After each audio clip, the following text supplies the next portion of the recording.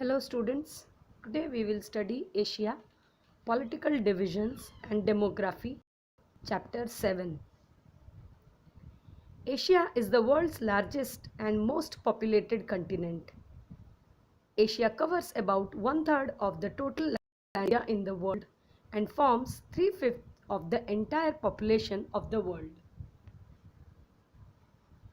The latitudinal extent of Asia is from 80 degrees north to 10 degrees south.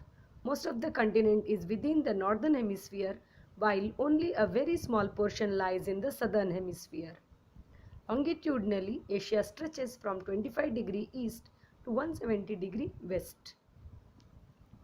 Asia is surrounded by Indian Ocean in the south, Arctic Ocean in the north, Pacific Ocean in the east. The Ural Mountains, Caspian Sea, Ural River form the western border separating Asia from Europe. Asia is separated from North America by the Bering Strait in the east and from Africa by Suez Canal.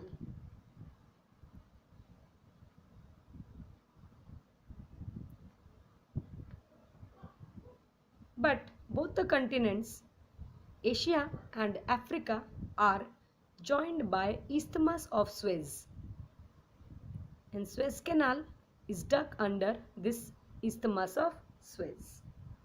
Isthmus means a narrow piece of land. It joins two land masses. In the southwest, there are three seas bordering the continent. These are Red Sea, Mediterranean Sea, and the Black Sea. Now,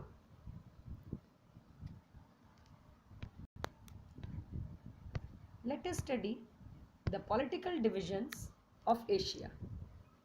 Asia consists of 48 countries that vary in size from very small to very large. The Asian countries can be grouped under South Asia, East Asia, and Southeast Asia.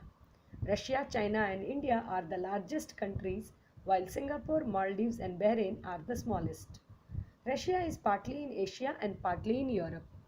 When USSR broke up in 1991, some independent republics became a part of Europe and some of Asia. The countries that emerged in Asia are Armenia, Azerbaijan, Georgia, Kazakhstan, Kyrgyzstan, Tajikistan, and Turkmenistan. Now, the countries and cultures of Asia. Asia is not only the world's largest continent, but also it has the largest number of people living in it.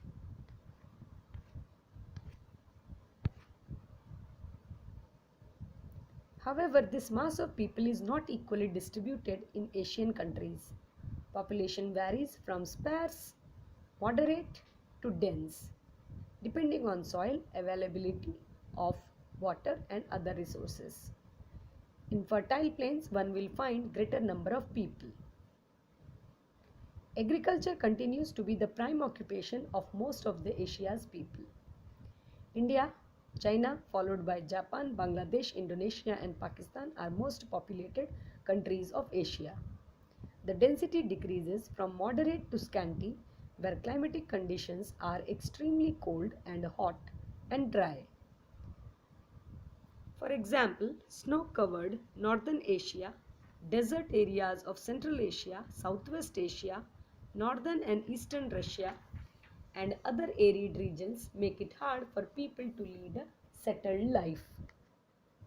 Asian countries like Singapore and Maldives and Bangladesh, followed by India, Sri Lanka, Philippines, Japan, South Korea, Taiwan,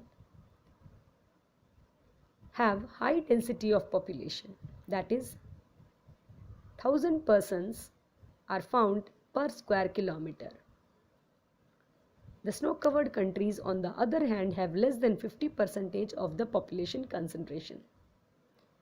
Religion plays a very important role in the life of people of Asia. It is the birthplace of many religions, such as Christianity, Islam, Hinduism, Buddhism, Confucianism, Sikhism.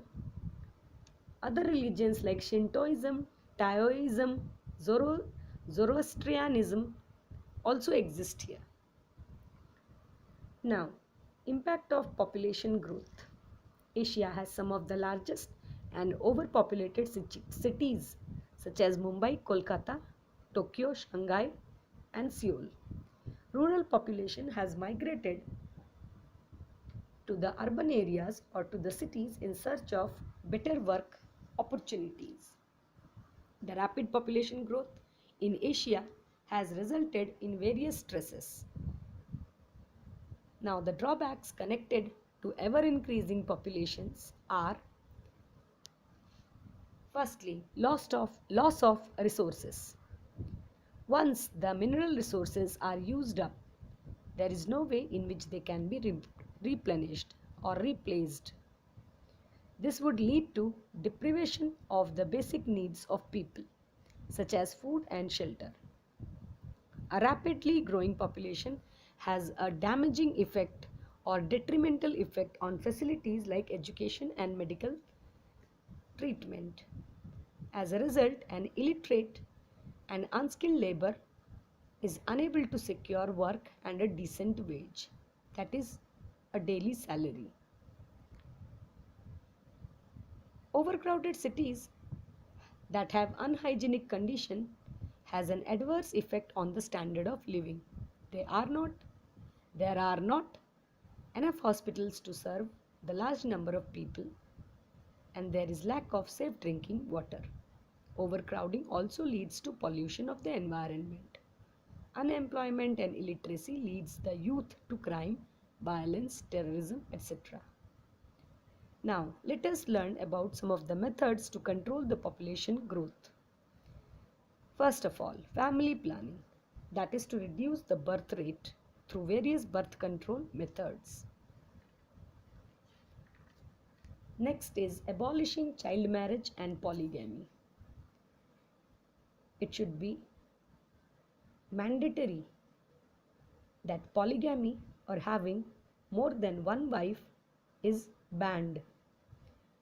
It is illegal for the young girls to be married below the age of 18 and the boy below the age of 21.